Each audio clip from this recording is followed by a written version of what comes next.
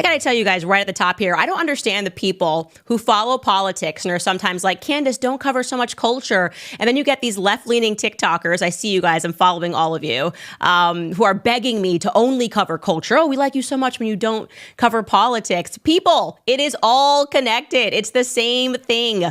It's just put into a language that you can better understand. Politically, I believe in due process, which is why I always read the facts of the case before accepting the media narrative. See that? That means that I might be defending Justin Baldoni or Donald Trump from the #MeToo movement. It is very important to compartmentalize how you feel about somebody personally from how you are receiving information about a case that they're involved in. Politically, I know for a fact that the mainstream media will lie and they will smear on behalf of their powerful friends. And it is looking like, ladies and gentlemen, it looks like Justin Baldoni may have a very strong case against the New York Times. You're not going to believe this, okay?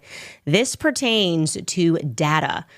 You guys would describe this as metadata. I would describe it as metadata. I am hearing from my director, who's like super techie, that technically this is URL data. Doesn't matter. Let's just talk about what it is. Think of data in general as digital footprints, okay? So like you can't like run from the scene of an online crime because people can just trace your metadata and see where this started, okay? So in Justin Baldoni's lawsuit, he accuses Ryan Reynolds and Blake Lively of colluding with the New York Times. And I think explicitly it says for months that they were plotting with the New York Times for months to smear him. And there may be some important evidence regarding that accusation, because you have to remember that Blake Lively filed her civil rights complaint. This was the huge explosion. She filed the civil rights complaint in Los Angeles on December 20th. And then within 24 hours, the New York Times had the scoop. They published the complaint in its entirety, and it definitely looked suspicious. Okay. But before December 21st, when the New York Times then reported on it, absolutely no one in the media thought Justin Baldoni was behind a smear campaign against her. This was like a very shocking filing. That came before Christmas. We're all like, whoa, what's going on? And suddenly she's accusing him of sexual harassment. And she's saying that he then orchestrated, along with his PR people, this huge campaign against her, essentially saying that everything was inorganic. People hating her. It wasn't possible that anybody hated her personality or her hair products because she's just so amazing. And we were like, wow. And some people, and by some I mean everyone, really, except for me, I was the only person in the entire world. Maybe there's a couple other people. But they believed her narrative instantly because the allegations were so strong. And I just kind of held fire because I don't trust the New York Times to save my life. Well, guess what? Yesterday I got an email from someone, another anonymous person, and they say, hey, Candace, you should check out the metadata from the New York Times big publication about Justin Baldoni, because they didn't think about this. But if you go into that article and you click the images in the article about Justin Baldoni's smear campaign, it shows you that they began creating the images and pulling the images for that article on December 16th. Look at this. I'm showing you this right now. You can do this yourselves at home. You don't have to be tech savvy. I certainly am not. If you right click your mouse on the lead image, that is a original artwork from the New York Times, an artist who I'm going to tell you about. Najiba Al-Gadban is her name. She doesn't even work at the New York Times, but I guess she apparently is still doing some work for them. And she used to work there. It shows you, if you look at that URL, look at the date on that. 12/16/2024, the New York Times saved this image, this original art image, as Lively Topper. So they were working on this article 4 days before. This is what it looks like, okay? 4 days before they published the piece. Let me show you another one. You can pull another image from this because they were saving these files and did not think about their digital footprints. You can see they even named this file, multimedia file, that was named on 12/18. That is 2 days before Blake Lively filed her complaint. And they named it Smear Baldoni. Now, that is, to me, the biggest clue right there, the title of it, because I was playing devil's advocate. I'm like, okay, well, maybe They saved this image and they happened to, they were already working on a piece about Blake Lively and Justin Baldoni on 12/18. And they really just got so lucky that as they were working on this piece, she filed a complaint 2 days later. Obviously, that's pretty unbelievable as it is. But I was like, I got to play devil's advocate before I jump into a conspiracy. But no. You named it Smear Baldoni. Do you guys remember what the article was actually entitled that they actually released on 12/21? I'm showing you, we can bury anyone inside a Hollywood smear machine. So you can see that image, which is original artwork. So that's not something that they pulled from the web. It's something that they asked someone to make for them. And it's pieces. All of these little pieces were pulled in, including the alleged emails and messages. Those are the little triangles that you have there that are from the PR campaign. So they were already working on this explosive piece, because otherwise, why on earth did they name it smear in their files? We have one more image to show you of how you can look at this yourself. You can literally do this yourself just by right-clicking and creating a new tab. This is how the New York Times was saving these images. And I think we have one more that actually you can just see how they titled it. You see Smear Baldoni, Super Jumbo. This is their JPEG image. The New York Times is going to be in a lot of trouble. They're going to have, let's put it this way, a lot of explaining to do. How did you create this file and these images for this article on the 16th regarding something that Blake Lively had not filed in court? What piece were you working on regarding Justin Baldoni smearing? No one had accused him of that on the 16th or the 18th. No filing had been made by Blake Lively and Ryan Reynolds, or Blake Lively rather, at that time. What was your insight? Well, if you're in the New York Times, you're going to say, I don't have to divulge that to you because there's this thing called the First Amendment. And I'm going to say that we are taking journalistic privilege. Okay, sure. Do you know who's not going to get journalistic privilege? The graphic designer who made that topper. Because that person is not a journalist, okay? The entire purpose of having journalistic privilege, where you can say, I'm not going to answer the question, is to protect a source. The idea is the media is supposed to be the fourth estate. They're supposed to be with us, protecting us against power, like the A-list power of these couples who can make a phone call to the New York Times and take someone down so they can steal their movie, allegedly, right? So that's why that's the entire idea behind being able to claim journalistic privilege. But in this case, they're not going to ask for a source. They're not going to ask a graphic designer on the stand, because that's the first thing I would do. If you're watching Brian Friedman, you got to get this graphic designer on the stand. You ask one question. When did you create this image? That's it. This image has text messages. It's got these emails. Blake Lively, the victim, had not yet filed yet in California. So graphic designer, I don't care about who your source is. I just want to know when you did your job. When did you make this artistic image? And can you explain why the URL data points to the fact that this was saved under this title on the 16th and on the 18th? That's a problem, my friends, and I cannot believe it. And I am telling you, this case, to me, I have not seen a case so open and shut in my life. And the more that I read and the more details that I get into, because I've been working on my timeline, I'm just shocked at how many lies were told, okay? Now, here's another thing that I missed yesterday. Okay, we got to review this rooftop scene. I told you I made my team watch it. I have only watched the rooftop scene of this entire movie, and I wasn't, compelled to watch it any further.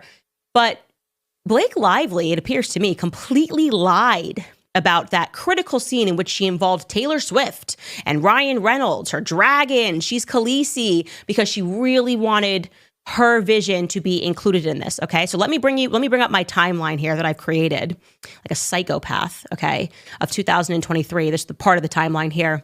And I want you to look at April 5th, 2023. Blake Lively texts. Well, that's actually about the intimacy coordinator. I'll actually go down to April 11th. Around this date, and I couldn't pinpoint, it could have been the 10th, the 11th, or the 12th, Blake Lively submits to Justin Baldoni a rewrite of that iconic rooftop scene of the film. And essentially, he says to her, like, hey, this is amazing, and I love that you're so passionate about this, but, we're not going to use all of this. Some of this is good. We're not going to use the rest. So she then invites him in this time frame to her penthouse, where he gets ambushed by Ryan Reynolds and Taylor Swift, peer pressuring him by telling him how much they just love and adore Blake's rewrite. You remember this part of the story, right? As that's the big T Swift element. Oh, we just love it. She's amazing. She's so talented. And he gets back to her and says via text, like, hey, you really didn't have to bring your A-list friends. I liked what you did. There was no reason, to include them. And she kind of meets him with silence and then writes this long message to him, an incredibly long message that I'm not going to read in its entirety here, about how his response didn't make her feel good, right? And he's trying to tell her, like, I think you're great. And I didn't need your A-lister friends. And she's saying, listen, like, in the past, I haven't been treated, I'm paraphrasing here, the best by people taking my work seriously. We're in this together. We can make this great. I have no motives except for you to win as a director.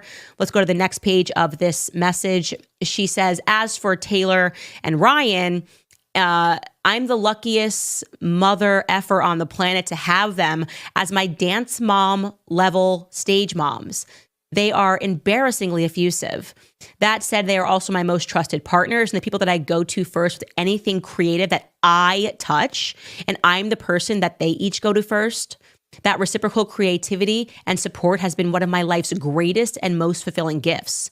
When they loved and signed off on the pages, I felt good to send them to you. So this is like when he just starts feeling like he's basically being ganged up here. Then she says, they asked what you thought specifically after. They checked in so many times. I told them that you laughed a bunch and said that it's probably a blend, but that you appreciate my passion so much, which of course didn't feel great to me, right? To have my passion praised instead of any specific contribution, or even just that you don't like the pages, which was fine also. Next, this last part of the message, she's essentially saying to him, so I think they wanted you and me to see how they felt about the work because they've been by my side for far too many experiences where I've been overlooked. I spoke to you about this when we first met. They've watched me handwrite scripts because the directors are too afraid to send the FDX file, yet he scans. So she goes on and on about how she's been mistreated. And then that's how it culminates into that final message where she says, look, both Ryan and Tay, I'm assuming she said T here, have established themselves as absolute titans, as writers and storytellers outside of their primary gig, just singing or just acting or blank just directing. I'm so lucky to have them as creative barometers. And then she ends it with the notorious Khaleesi. If you ever get around to watching Game of Thrones, you'll appreciate that I'm Khaleesi, and like her, I happen to have a few dragons, for better or worse, but usually for better, because my dragons also protect those I fight for. So really, we all benefit from those gorgeous monsters of mine. You will too, I can promise you. Now, that message was so long that I chose to paraphrase it because it would have taken me 10 minutes to read it in its entirety, longer, maybe even 15 minutes to read it in its entirety. And so Justin Baldoni opted, because men don't write novels via text, they just don't, to send her a voice note back. And it's important, I'm telling you that, because he has now leaked, or someone on his team has leaked this voicemail. And we're going to listen to it because it really helps you understand how much he fell over himself to grovel and apologize. And essentially he felt he had no option and moved to include her new rewrite, emphasis on her new rewrite of the scene, in order to, I guess, kowtow to these A-listers. Like it's Taylor Swift. He feels there's an implicit threat here. Like, this is a dragon that can kill you. So be very careful. Here's my pet dragon. It's very scary. And here is part of that leaked audio as of yesterday. Take a listen to Justin Baldoni. Groveling is the only way to describe it to Blake Lively. I want to start with an apology. Man, reading the second part of your message, my heart sank. And I'm really sorry. I for sure fell short. And you worked really hard on that. I'm really sorry. I up. That is a fail on my part. One thing you should know about me is I will admit and apologize when I fail.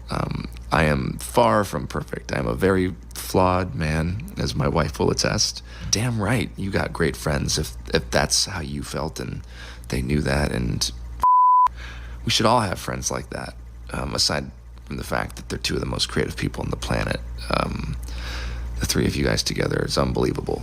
Talk about energy and just a force, all three of you. But I just wanted you to know that I didn't need that, because it's really good and it's going to make the movie sing, like you said, and I'm excited to go through the whole movie with you. I am so sorry you have been through what you've been through with these other filmmakers and producers or whoever the people were that you worked with.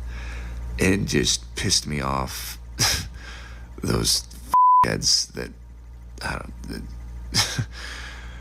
I'm just still kind of blown away that this is the industry that we're in and that you've experienced that as a woman. And I know I don't need to say it, but that's not at all going to be or will be, and hopefully it's not been the experience with me. There's nothing more exciting to me like that I get to work with Blake Lively and have her, all of her. I mean, that's what I want. And so there's been no hesitancy with me sending you the final draft file.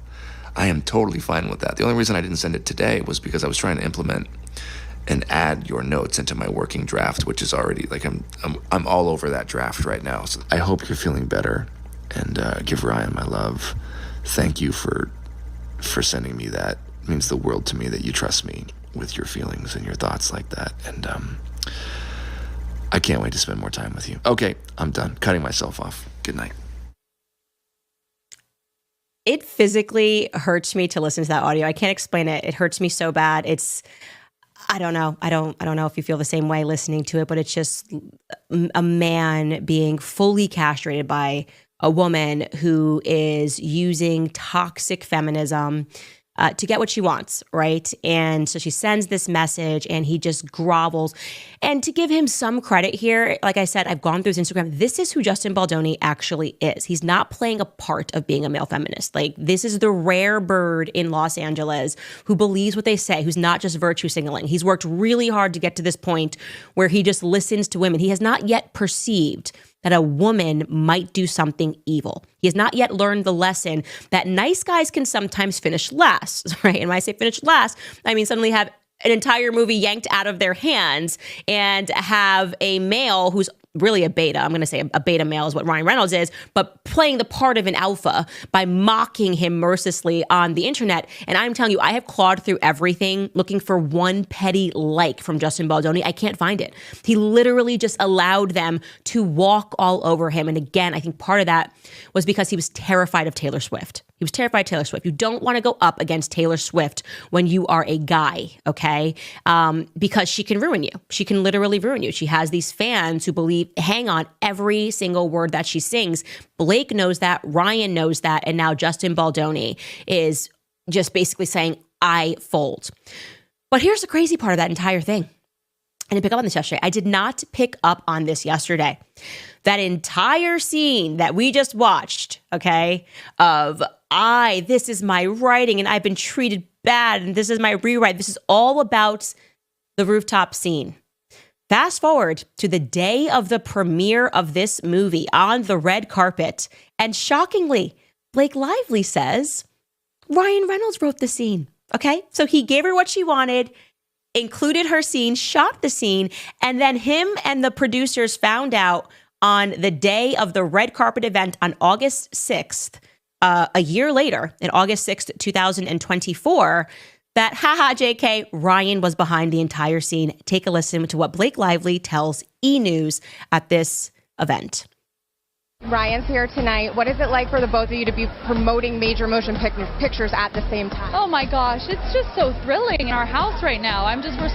We help each other. We work together so much. The iconic rooftop scene in this movie, my husband actually wrote it. Nobody knows that, but you know. But he wrote it. He works on everything I do. I work on everything he does. So his wins, his celebrations are mine, and mine are his. I mean, he's all over this film. What a manipulative, lying little twerp she is. I cannot stand her for this. You put Justin through all of that pain, which means also what Taylor Swift lied too. I'm asking a question here, but they took him to the penthouse. They all hang up on him. This is the scene that we want in the movie. No, it's Blake Lively's work. It's amazing. It's amazing. Only for her to go, ha ha ha ha ha. Nobody knows this, but Ryan wrote the whole scene. He wrote the entire, it's Ryan's work. Ryan, again, as I said, it seems very obvious to me that Ryan is the hand behind everything that is happening here, Justin Baldoni. He is playing a fake alpha when in fact he is a true beta. Ryan, if he comes up against a real alpha, he can get his little butt whooped. I'm telling you that right now, okay? I can see it. I keep telling you about the Botox markers in his forehead, okay? But I couldn't believe the audacity of that lie. That tells us who she is as a human being, to be that manipulative and that emotional about the hurt and the pain because people didn't take her seriously, only to discover that she didn't do the work. Ryan did the work. Ryan wrote the entire thing, okay? And they allowed that. They allowed Justin to feel that. Makes me angry. Another thing that I missed yesterday, I was telling you my narrative here. Again, I'm speculating that Ryan got home and things were a little weird, okay? He was in the beginning, they were in pre-production at the same time that her movie was in pre-production. He was in England. I went through his Instagram like a psycho and made sure through his posts that he was in England, and he was, because he purchased the AFC team. What's the name of it, Skylar? I keep forgetting. Wrexham, yes. And so he was doing all of this filming with Wrexham. He was in pre-production, and that's actually why they shot Deadpool and Wolverine in England, in the UK, because it was close to what he was doing in Wrexham. So he was really kind of MIA in the first few months of the year while she's kind of getting closer to Justin Baldoni. And I told you that suddenly, like, the SAG-AFTRA strike happened, and obviously he's home. And she starts making these weird demands, despite the fact that she had declined the intimacy coordinator. But the thing that I missed, she keeps using the intimacy coordinator as a way to be like, I demand one, when she had refused one. But the thing that I missed was that it was the very same day that the SAG-AFTRA strike ended that Blake Lively sent that email, which suspended their production because they had to deal with this crisis. So let's pull up this November timeline that I've created because I'm a psycho, okay? So I told you the July 19th, you see, is when now production has been shut down. Blake Lively then makes a request, which I think was very suspect, to see all the dailies in the email. And the emails are so formal sounding when weighed against the tone of her text messages. She's talking about like suppositories, joking with him, all of these jokes. But the email is extremely formal on July 19th, where she's like, allow me to see all the dailies, all of the raw footage, okay? Then you had that July 26, 2023 birthday post where we see the first mention of Ryan Reynolds saying an intimacy coordinator. We fast forward to November 9th, the exact date that the SAG-AFTRA strike ends. This isn't significant because it means that both Ryan and Blake can now go back to work. That means bye-bye Ryan, back on a plane to the UK. And Blake, we got to start refilming again, like production's back up to running. We'll see you at work maybe tomorrow, November 10th. Well, no, it didn't happen because on November 9th, suddenly, you can pull that back up, they send out that email with the 17 points of demand, which say, it's an ultimatum. She's not going to come back to film unless you agree to these 17 points. That signals to me that Ryan can then go return to England, which he did, to go film Wolverine, knowing safely that for these last months of filming, which he did, November, December into January, Blake Lively's not at work. She's not going to be with Justin Baldoni because you've just thrown down a gauntlet, and the production company is shocked because she's saying that she needs an intimacy coordinator. And they're like, you had one. You refused one. We have an email chain with you and your lawyers in May where we talked about an intimacy coordinator. You missed the meeting. Justin went. What is this actually about? This is about that narrative that I think they instantly started spinning. And I believe that they are going to be able to prove in court that this was almost a method of extortion, because they are accusing them of extortion, of trying to get this film wrangled out of Justin Baldoni's hands. And I think this was personal. Ryan Reynolds versus Justin Baldoni, all of the evidence points to that. Now I need to bring up Taylor Swift, okay? And I put a trigger warning on my Instagram. I know you guys are Taylor Swift stans, Gen Z people on TikTok. This is where I get into trouble with you because you don't understand how I don't understand how great she is. I am not saying she is not a remarkable talent. I'm not saying that her music is not catchy. I just don't like the style of a woman who was born the same year as me. We are the same age, born in 1989. We are 35 years old. Dropping Easter eggs which I view, and I think in this circumstance, you might be able to see my side in this, as a form of smearing people who can't defend themselves and wouldn't defend themselves because they're powerless against your fame. And your fans are very passionate, and you know they're passionate. So when you tell them that you're hurting, they just instantly take your style, okay? So look at this. So I started looking at the Taylor Swift timeline because so much of what Ryan Reynolds did here with dropping Easter eggs was very much a Taylor Swift, like, I don't know, just it was her style. And let's pull up April again, okay? Something significant that happened in April of 2023, because once he mentioned that Taylor Swift was out of the apartment, I'm like, oh, wait, I remember this because Taylor Swift was basically a ghost for 5 years while she was dating Joe Alwyn. And because he's English and English people are exceedingly private, she was kind of like living in London, dropped the bop, London Boy, love that song, okay? And then as soon as they broke up, she wanted to be seen. Like we had never seen more of Taylor Swift than after Joe Alwyn and her broke up. And she kind of had these, what looked to me to be very coordinated pap shots that were taken of her and Ryan Reynolds and Blake Lively.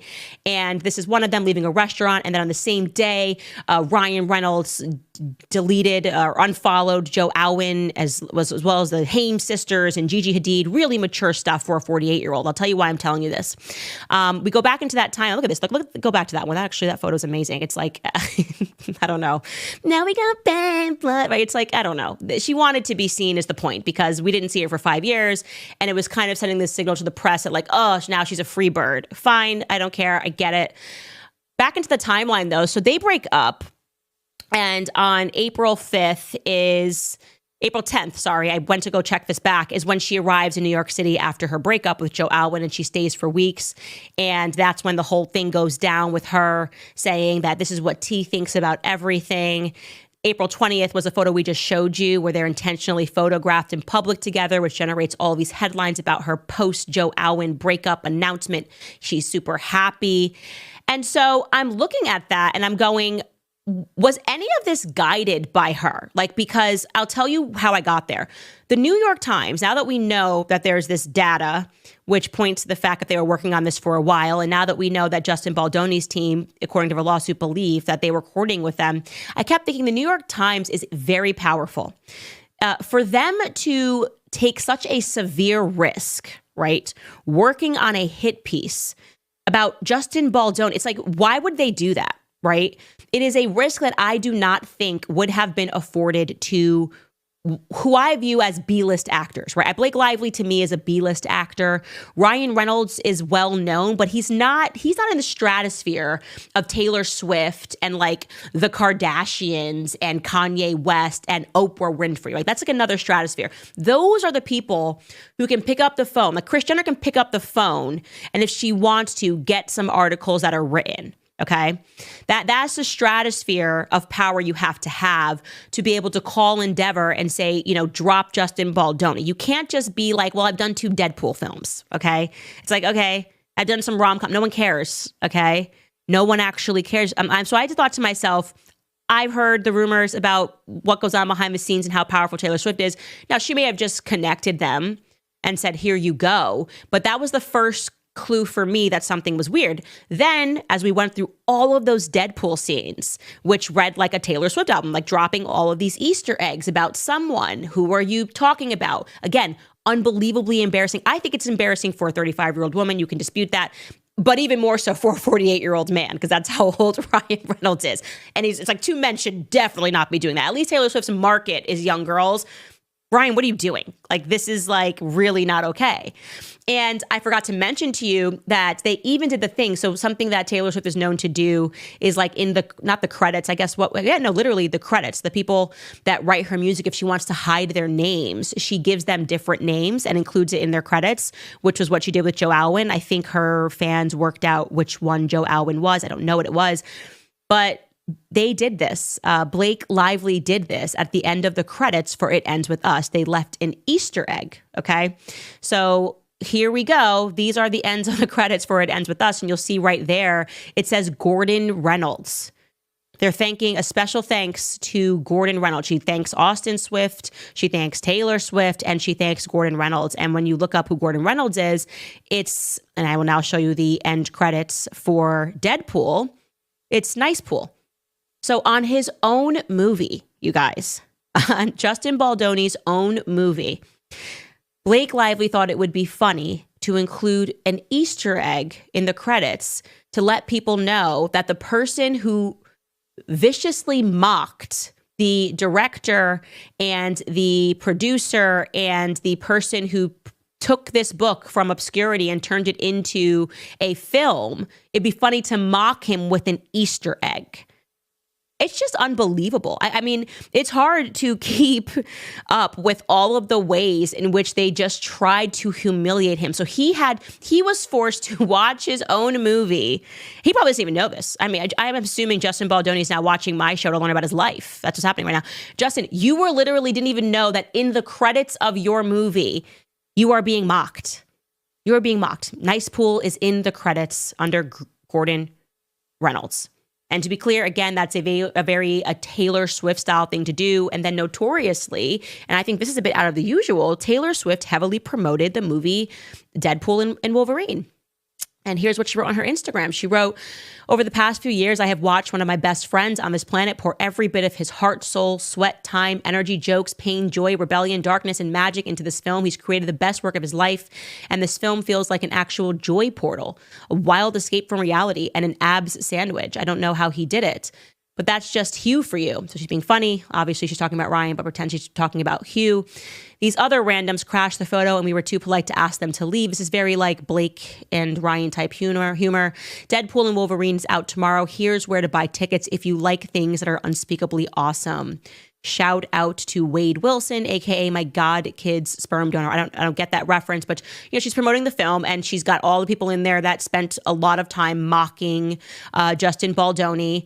And I just found her she was very involved in their lives at this time because she was coming out of a breakup. And now this is just me knowing how women tick, okay?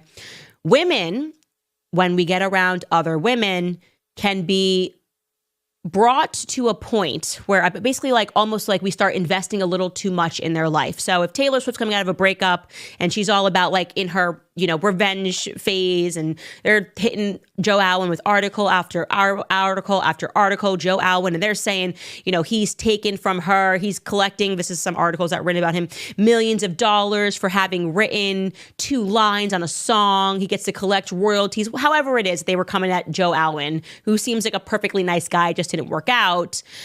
Maybe she's hearing that, Taylor Swift is opening up to them, at least enough that they decide to mass unfollow him. And maybe it just starts getting she just starts getting a little gassed. Blake Lively starts getting gassed. Ryan Reynolds starts getting gassed. It's possible that this is just the expression proximity to power can delude some to thinking that they wield it, right? Their proximity to Taylor Swift just had them thinking we are her and we're just going to Easter egg hunt this thing and just humiliate this guy as if it's an album. And use sexual harassment, which is crazy. But I'm not sure. I have question marks about Taylor Swift and her influence at that time. I think a lot of people were influential in this moment, and Ryan and Blake got very high, and it wasn't on their supply. It's Taylor Swift's supply. And they made some critical errors here.